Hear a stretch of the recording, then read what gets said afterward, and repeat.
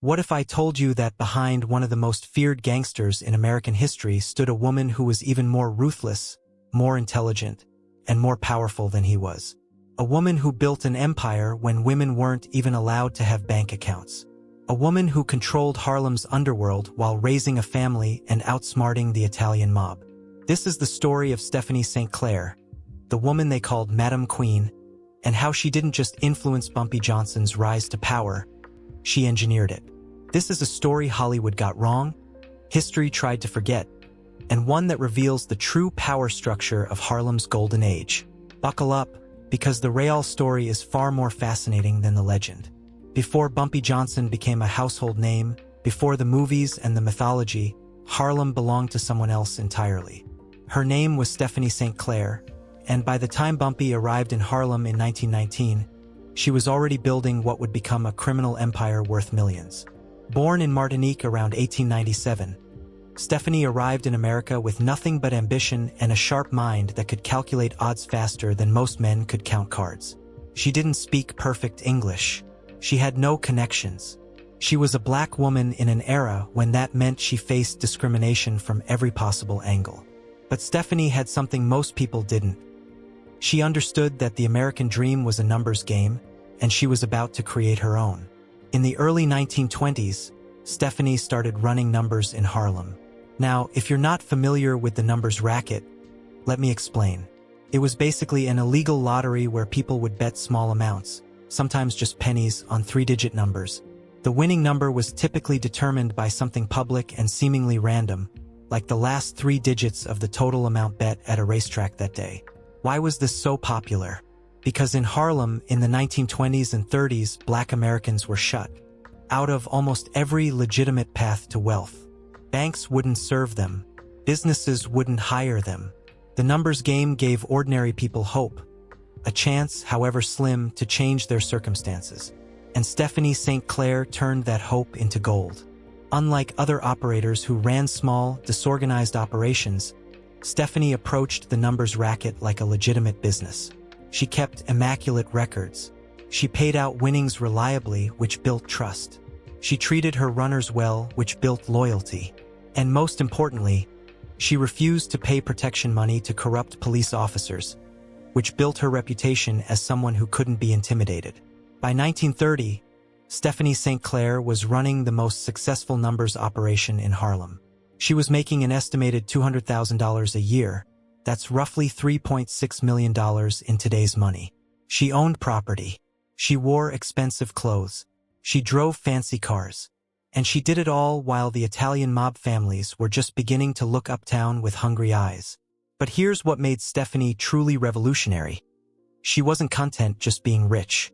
She used her money and influence to fight for her community. She funded legal defenses for black people who couldn't afford lawyers. She spoke out against police brutality in the newspapers. She even took out ads in the Amsterdam News, Harlem's black newspaper, calling out corrupt cops by name and badge number. The woman was fearless. She also understood something crucial that would later shape Bumpy Johnson's entire philosophy. In a world that wanted to keep black people powerless, controlling your own economy was the ultimate form of resistance. But success, especially black success, doesn't go unnoticed for long. In the early 1930s, the Italian-American mob, specifically Dutch Schultz and his associates, decided they wanted Harlem's numbers racket for themselves. And we're not talking about polite business negotiations here. We're talking about violence, intimidation, and systematic takeover. Dutch Schultz was one of the most violent gangsters in New York City. He had money, he had muscle, and he had something Stephanie didn't: the tacit approval of a system that valued white criminals over black entrepreneurs. When Schultz decided he wanted Harlem's numbers game, he sent his enforcers uptown with a simple message: pay us, work for us, or die. Most operators folded immediately. The choice between life and livelihood isn't much of a choice at all. But not Stephanie St. Clair. She refused. Can you imagine the audacity? A black woman in 1930s America telling one of the most dangerous mobsters in the country to go to hell? But that's exactly what she did. And this is where Bumpy Johnson enters our story. Ellsworth Raymond Bumpy Johnson had arrived in Harlem from South Carolina as a teenager. He was smart, ambitious, and had a reputation for being absolutely fearless in a fight. He'd done time in prison. He'd worked for various small-time operators. But he hadn't yet found his place in Harlem's hierarchy. Stephanie St. Clair saw something in Bumpy that others had missed.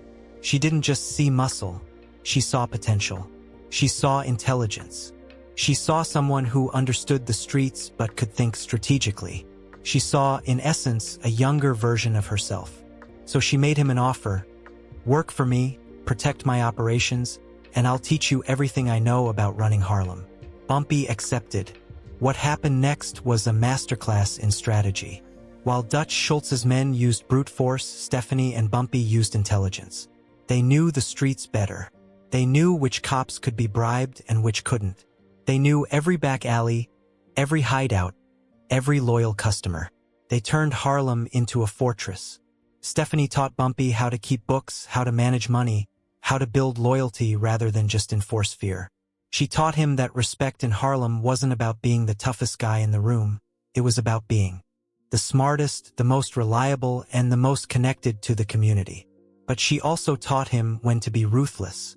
The conflict between Stephanie St. Clair and Dutch Schultz became legendary. And it wasn't just about money, it was about principle. It was about whether Harlem's black community would control their own economy or whether white outsiders would extract wealth from the neighborhood while giving nothing back. Schultz's men would raid numbers operations, beat up runners, and intimidate customers. But every time they thought they'd crush Stephanie's network, it would pop back up somewhere else. She was like a hydra, cut off one head and two more would appear. And Bumpy Johnson was her enforcer, her strategist, and her most trusted lieutenant. The stories from this era are the stuff of legend. Bumpy allegedly confronted Schultz's men in the streets, fought them in alleys, and once even shot it out with them in broad daylight. But he also used his intelligence, setting up fake operations to draw out Schultz's enforcers, gathering information on police corruption, and building alliances with other Harlem operators. Stephanie, meanwhile, fought her war in the newspapers. She gave interviews calling out the mob and the corrupt police who protected them. She published the names of officers taking bribes. She framed the conflict not as a turf war between criminals, but as a fight for Harlem's economic independence. She was winning the PR battle, but Schultz was winning the war. By 1935, the pressure had become too intense. Several of Stephanie's key operators had been killed. The police, paid off by Schultz, were raiding her operations constantly. Even Stephanie herself had been arrested multiple times, though she used each trial as a platform to expose corruption. And then something remarkable happened. Stephanie St. Clair made a decision that would change Harlem forever. She decided to step back from the daily operations and hand control to the one person she trusted completely, Bumpy Johnson. Now, this is where most versions of this story go wrong. The movies and TV shows portray Bumpy Johnson as this lone wolf who conquered Harlem through sheer toughness. But the truth is far more interesting. Stephanie St. Clair didn't just give Bumpy her operation. She transformed him from a street enforcer into a criminal mastermind. She spent years mentoring him, teaching him not just about the numbers racket, but about power itself. She taught him that real power in Harlem wasn't about fear. It was about being woven into the fabric of the community. It was about making sure the local barbershop could stay open, about kids having basketball courts to play on, about making sure the elderly could walk the streets safely. She taught him to think 10 steps ahead. When the police raided one operation, you needed 3 backups already in place. When the mob demanded a cut, you needed leverage ready to deploy. When the community needed help, you provided it without being asked. But perhaps most importantly, she taught him something that would define his entire criminal career. Never let outsiders control Harlem. In 1935, Stephanie officially stepped back, and Bumpy Johnson took control of what remained of her numbers empire. But this wasn't a retirement for Stephanie, it was a strategic retreat. She remained an advisor, a power broker, and the person Bumpy consulted on every major decision. Think of it like this: Bumpy was the king, but Stephanie was the queen mother, and in Harlem's chess game, she was still the most important piece on the board. With Stephanie's guidance and his own growing reputation, Bumpy Johnson began to rebuild. But he was rebuilding in a smarter way. He didn't try to go toe-to-toe with Dutch Schultz's organization. That was suicide. Instead, he did something brilliant. He waited. And while he waited, he consolidated power in ways that weren't immediately visible. He formed alliances with other black operators. He built relationships with legitimate Harlem businesses. He created a network of loyalty that ran so deep that even when Schultz's men tried to muscle in, they found themselves suddenly unwelcome in every speakeasy, every club, every corner store in Harlem. Bumpy was turning Harlem itself into his weapon. And then, in October 1935, something happened that changed everything. Dutch Schultz was assassinated. Shot by rival mobsters in a Newark chop house, Schultz died talking nonsense in a hospital bed. And suddenly the most dangerous threat to Harlem's independence was gone. Some people whispered that Stephanie St. Clair had connections to the people who ordered the hit. There's no concrete evidence of this, but in Harlem, people believed it. And in a place where reputation is everything, belief is its own kind of power. With Schultz dead, Bumpy Johnson moved quickly. He consolidated the numbers operations that had been under Schultz's control. He made deals with the Italian mob families, negotiating from a position of strength because he controlled the streets they wanted access to. And he did it all while maintaining Stephanie's core principle. Harlem's economy stays in Harlem hands. The result was unprecedented. By the late 1930s, Bumpy Johnson had become the most powerful black gangster in America, but he'd done it by following Stephanie St. Clair's blueprint. He ran the numbers like a business. He reinvested in the community. He maintained independence from outside control while being diplomatic enough to avoid all-out war with the Italian families. He'd become exactly what Stephanie had envisioned, the King of Harlem. But here's what makes this story truly remarkable. Even at the height of his power, Bumpy Johnson never forgot who put him there. Throughout the 1940s and 50s, Stephanie St. Clair remained one of Bumpy's closest advisors. While he handled the day-to-day operations and the street-level enforcement, she provided strategic guidance. When he needed to make a major decision, whether to go to war with a rival, whether to expand into new territory, whether to trust a new alliance, he consulted Stephanie. Their relationship was unique in the criminal underworld. It wasn't romantic, though some people assumed it was. It wasn't even strictly professional. It was something deeper. A mentorship that had evolved into a partnership of equals, bound by mutual respect and a shared vision for what Harlem could be. Stephanie had her own life, of course. She'd married a man named Sufi Abdul Hamid, a controversial activist and self-proclaimed religious leader. That marriage ended badly. Hamid was abusive and Stephanie eventually left him. But through it all, her connection to Bumpy remained strong. They were, in a very real sense, family. And their partnership reshaped Harlem in ways that went beyond crime.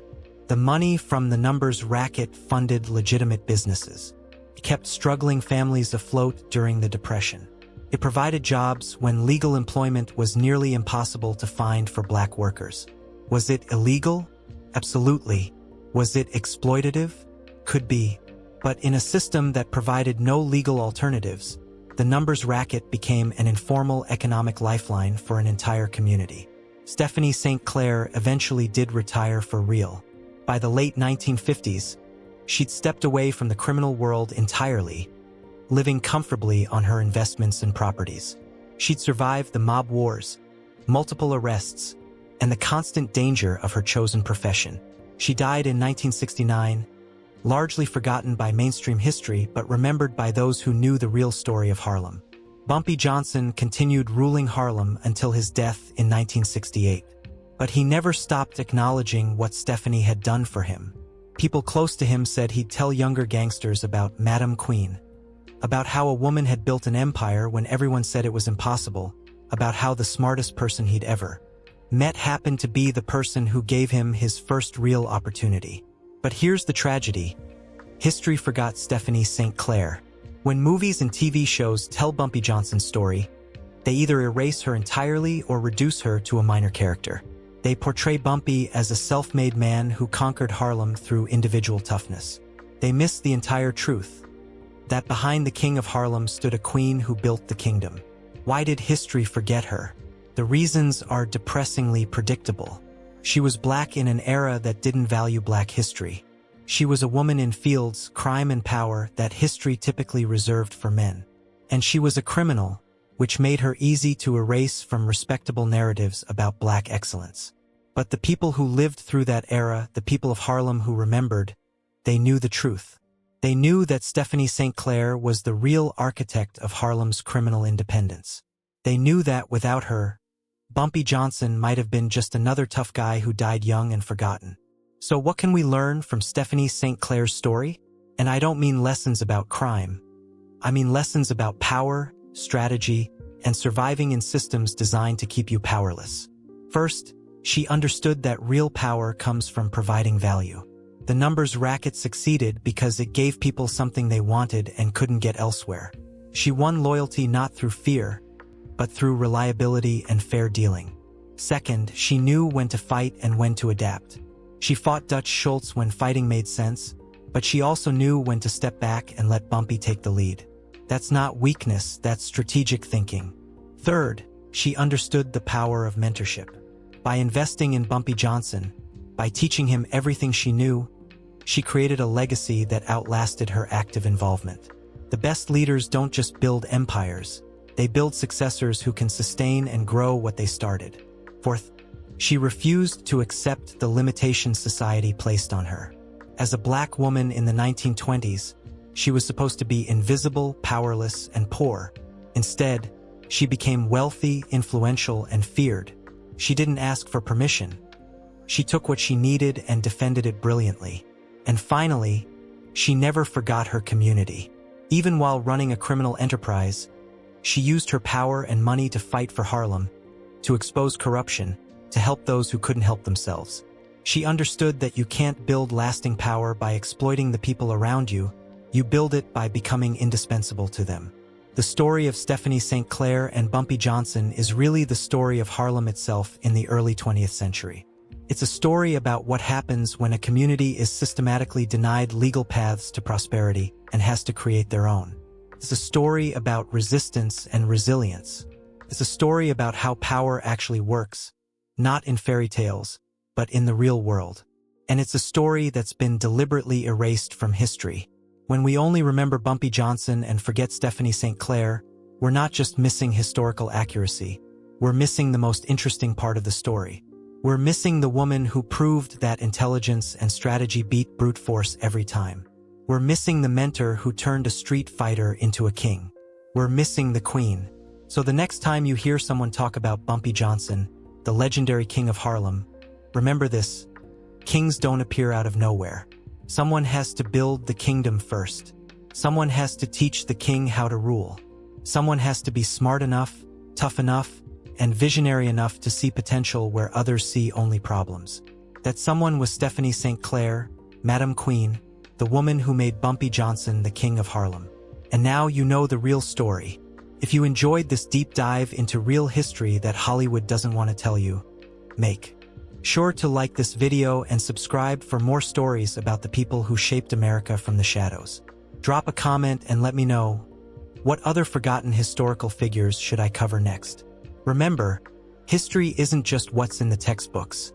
It's also what's been deliberately left out. And sometimes those forgotten stories are the most important ones of all. Thanks for watching, and I'll see you in the next one.